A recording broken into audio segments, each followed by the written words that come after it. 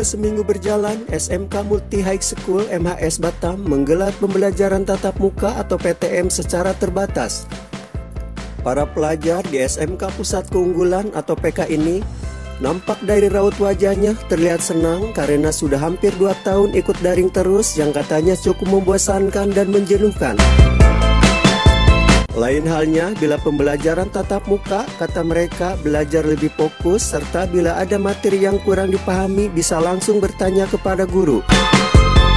Seperti diutarakan siswi kelas 11 jurusan akuntansi Putri Berta, Inderani Sapela, dan Osi Yurika, mereka sangat senang bila ikut pembelajaran tatap muka karena sudah bosan hampir 2 tahun ikut PJJ daring terus. Indah, gimana? Enakan tatap muka atau daring? Tatap muka. Tatap muka. Kenapa tatap muka? Karena lebih enak bertanya sama guru. Daring kenapa? Kalau daring tuh cepet bosan, Bosan. terus nggak semangat juga. Oh, jadi pelajaran pun nggak maksimal ya? Jadi tatap muka udah berapa hari? Udah ada seminggu. Ini keinginan Indah juga ya sama orang tua tatap muka? Oke, makasih. Ini kan udah tatap muka nih.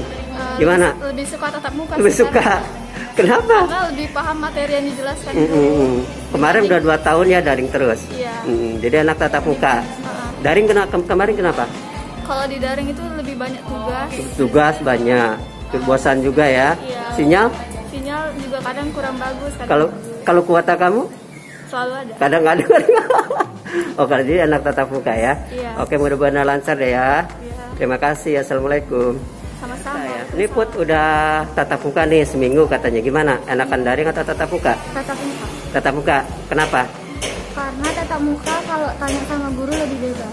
Nggak takut COVID? Enggak. Karena protokol kesehatan diterapkan sekolah cukup bagus ya. Kalau daring kenapa? Daring cepet ngantuk. Cepet ngantuk, membosankan. Banyak tugas juga. Ya. Jadi anak tatap muka. Oke, mudah-mudahan lancar ya. Terima kasih. Sementara SMK MHS Batam menggelar PTM ini bukan tanpa alasan. Lebih dikarenakan desakan orang tua mengusulkan pihak sekolah menggelar PTM yang disepakati melalui pernyataan tertulis.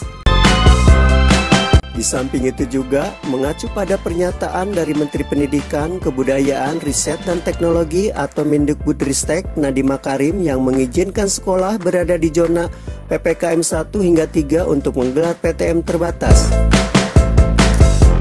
Apalagi protokol kesehatan atau prokes diterapkan SMK MHS ini diklaim cukup ketat. Mulai dari siswa masuk hingga proses belajar mengajar atau PBM dan pulang sekolah dijaga ketat. Di samping itu juga, siswa yang ikut PTM ini kesemuanya telah divaksinasi. Menurut Wakahumas SMK MHS Batam, Yulin Supriyatin SPD, bahwa prokes diterapkan di sekolahnya cukup ketat mulai siswa masuk ke lingkungan sekolah dicek kelengkapan prokesnya, dari mulai masker, memakai hand sanitizer, cuci tangan, cek suhu tubuh siswa lewat termograf stand yang disediakan pihak sekolah. Begitu pula saat siswa mengikuti PBM di dalam kelas, meja dan kursi antar siswa diatur berjarak 1 meter, serta ruangan hanya diisi per kelasnya 10 hingga 18 siswa saja. Selain itu juga, ruangan usai PBM disterilisasi lagi disemprot dengan cairan disinfektan.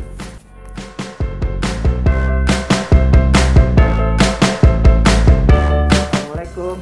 Waalaikumsalam. Bu, kita sudah menggelar PTM nih. Mungkin ini kan masih zaman COVID nih. Seperti apa sih prokes yang diterapkan ketika kita menggelar PTM ini, Bu? Yo. Ya, alhamdulillah kita sampai sekarang masih ketat untuk ya? prokesnya. Yang mana siswa di sekolah pertama yang diarahkan adalah cuci tangan. Cuci tangan. Setelah ya? cuci tangan diberikan disinfektan. Setelah itu cek suhu, baru dipersilakan masuk ke kelas. Oh, jadi anak ketika masuk itu benar-benar kita safety betul ya? Betul. Kita pastikan bermasker ya. Kalau misalnya maskernya mungkin terlihat Kita kotor sediakan. atau kusam atau apa, itu langsung kita berikan untuk ganti. Oh, kita ada sedianya Ada cadangan. cadangan. Nah, Bu, ketika ini seperti apa sih ini alat-alat prokes yang kita terapkan, yang kita berlakukan di sekolah kita ini? Yang jelas cuci tangan, wastafel ya. Wastafel udah kita ini ya. Wastafel, disinfektan, hand sanitizer ada, masker. Dan di ruangan kelas pun itu selalu kita cek duduknya, kondisi jarak tempat duduk dan segala macam. Jadi PBM itu udah ada ada protokolnya Bu ya? Ya, wajib ada protokol. Oke Bu, kalau ketika siswa ikut PBM itu maksimal berapa siswa per kelasnya Bu? Kalau dulu awal-awal kita tatap muka itu 10. Karena memang kan dulu jumlah kelas kita itu kan tidak banyak, jadi dibagi 2. Untuk sekarang karena peminatnya banyak, jadi kita cari kelas yang memang agak longgar, bisa isi 18 orang. Seperti itu, duduknya pun berjarak. Jarak. Gitu. Kalaupun masih luas, 20 pun bisa ya? Bisa muat. Bisa. Bu, ini berapa persen sih keinginan orang tua ketika menyatakan anaknya tatap muka ini? 90%, bahkan bisa lebih, karena 99% setuju ya? Iya, ada memang yang agak khawatir, tetapi kita berikan layanan daring, ya? Iya, pemahaman. Ada juga yang memang ada berada di luar kota, itu kita layanin daring. Karena memang kan ada PCR dan segala macam, anaknya belum bisa balik ke sini. Ini kan Bu, banyak keluhan dari para siswa ya, saya wawancara katanya daring menjenuhkan, membosankan. Itu bagian daripada kita menggelar PTM ini Bu ya? Iya, itu dasar daripada kita pembelajaran tatap muka ini. Karena memang kalau SMK tidak tatap muka itu akan sulit untuk ya? Bisa menyampaikan materi kejuruannya. Minimal untuk praktek sangat penting ya Bu ya? Alasan utama sebenarnya tentang pembelajaran kejuruan. Karena memang tidak bisa untuk selalu didaringkan. Kayak praktek itu harus gitu. Langsung ini ya, langsung ketemu. Nah kalau ini seperti apa Bu untuk pembagian waktu kepada anak-anak? Pembagian waktu kita untuk belajar ya? Iya, siap. Jadi ada 3 sesi. 3 sesi. Yang pertama, kita kan siswa di sekolah hanya kasih 2 jam. 2 jam. Gitu. Per tidak sesinya? Lebih. Iya, per sesinya. Kelas 1 2 jam itu di 7.30 sampai 9.30. Nanti kelas 1-nya sudah pulang, sekolah sudah kosong, datanglah kelas 10 masuk jam kelas 11 masuk jam 10. Jadi ada rentang waktu ya Bu ya? Iya, pokoknya 2 jam rentang waktu. Yang sesi 1 udah pulang, sesi 2 datang. Nanti sesi 2 pulang, sesi 3 datang. Jadi ini melakukan sesi-sesi ini untuk mengantisipasi Bu ya? Ya, terjadinya klaster baru, penumpukan siswa gitu kan? Iya, karena orang tua kan khawatir ya. Gitu. Apa yang ditegaskan oleh sekolah kepada siswa sendiri Bu? Kan di sekolah udah ketat, tatonya di rumah dia mulai kemana-mana, nanti terakibat klasternya dituding sekolah pula.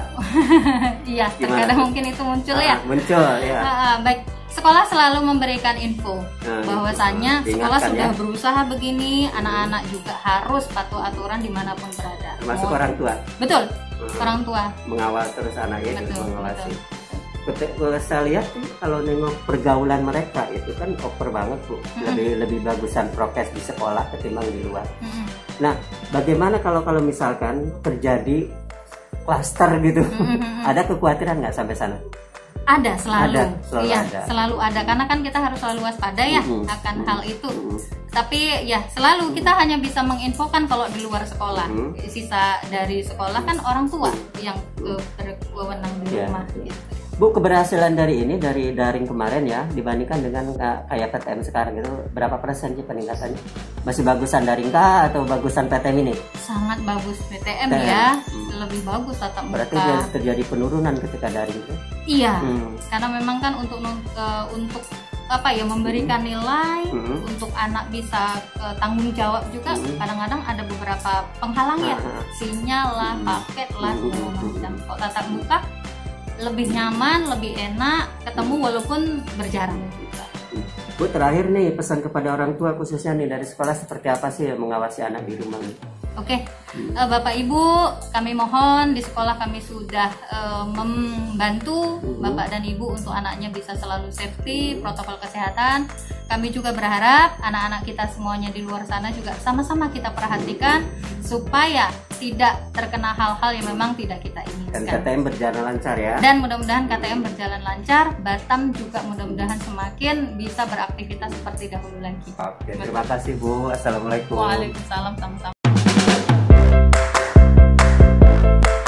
Sementara para guru di SMK MHS ini mengaku senang dengan digelarnya pembelajaran tatap muka. Meski secara terbatas, namun dinilainya pembelajaran disampaikan kepada siswanya itu lebih maksimal. Berbeda ketika PJJ daring, Materi pembelajaran hanya terserap oleh para siswanya itu sebagian saja.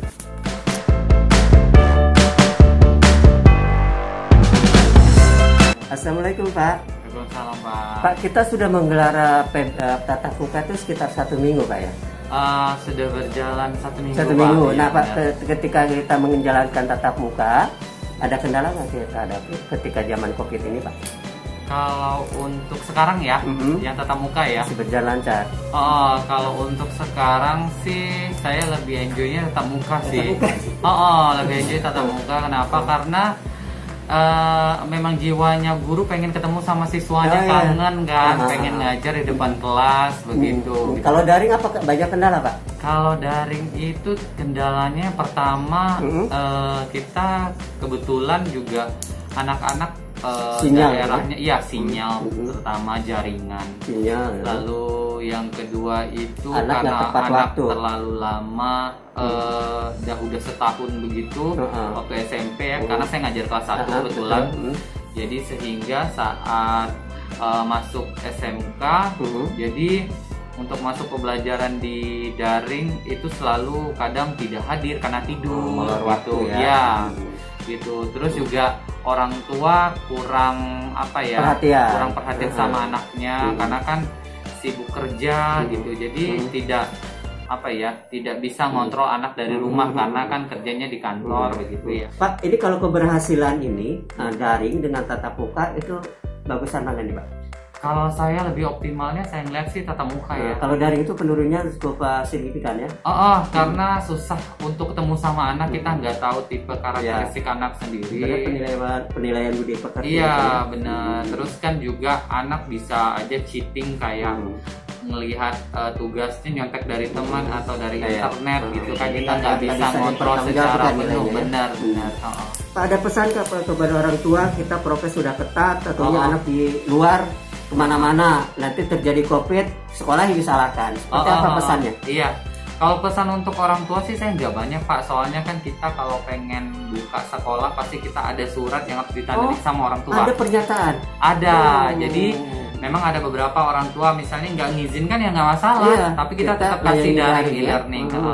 Tapi kebanyakan orang tua pasti ngasih anaknya setuju, bener Pak. Karena dia pun bosan nengok anaknya, susah ngawasi. Bener gitu. Jadi pesannya mungkin awasi aja sekarang ini.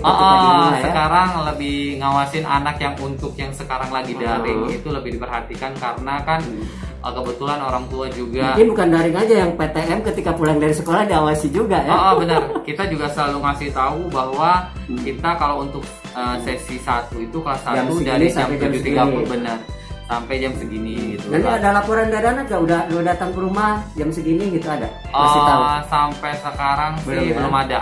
Belum ada. Tapi karena anak-anak pada excited pengen sekolah. Cuman udah dituangkan dalam perjanjian itu harus mengawasi jam belajar selesai. Kita juga nggak bakal buka sekolah kalau tidak ada surat dari orang tua. Gitu. Oke, terima kasih Mbak Deli. Baik, Assalamualaikum. Nah Bu, sekarang kan udah pembelajaran tatap muka nih, udah mengadakan tes Bu.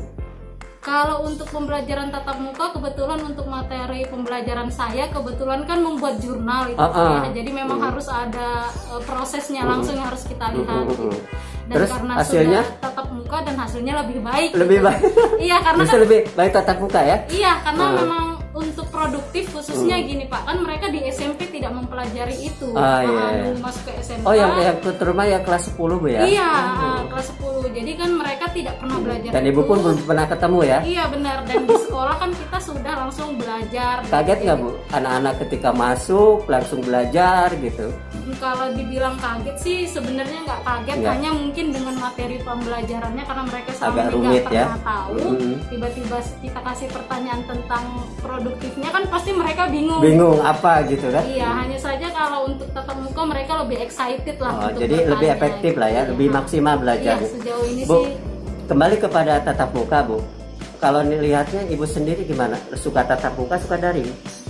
Kalau jujur ya Pak, saya lebih suka tatap muka gitu. Kenapa Bu? Kan daring anak di rumah gitu kan? Sebenarnya kalau tatap muka itu kita langsung ada chemistry yang dapat gitu. Kalau lewat tatap muka walaupun kita pakai Google Meet hanya karena lewat dari walaupun banyak luang waktu, perasaan nggak maksimal memberikan kepada anak. Nggak dapat gitu chemistry. Kalau daring kita. itu berapa persen keberhasilannya?